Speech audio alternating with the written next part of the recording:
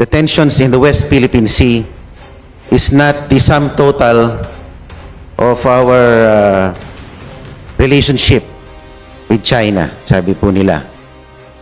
And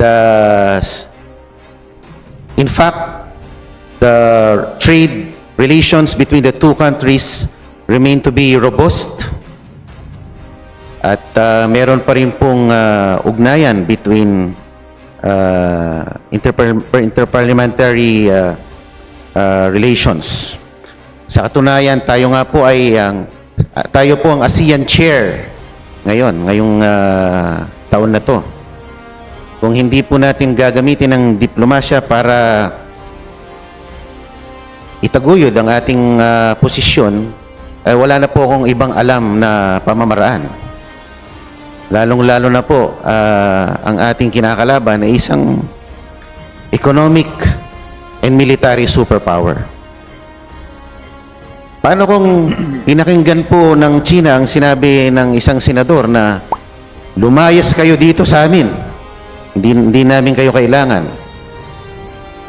At dahil sa galit ng bansang yan, sabi lang, aalis kami and we will pull out all our investments here in this country.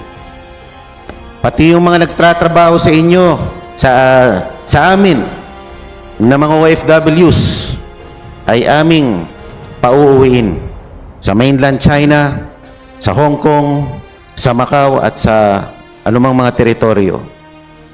Ano kaya ang magiging economic impact nito sa Pilipinas? Without firing a single bullet, gumanti through economic warfare.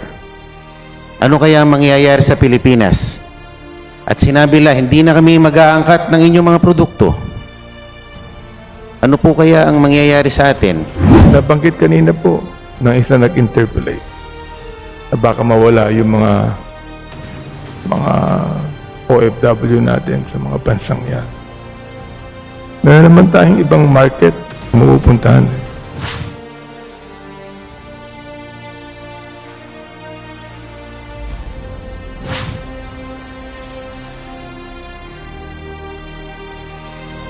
At time, in order for us to protect the sovereignty of our land, we must bite the bullet, Madam Speaker. Wala pong sinuman ang nagpoprotekta ng kasarinlan ng bansa na walang nangyayaring sakripisyo. We must at least make some sacrifice.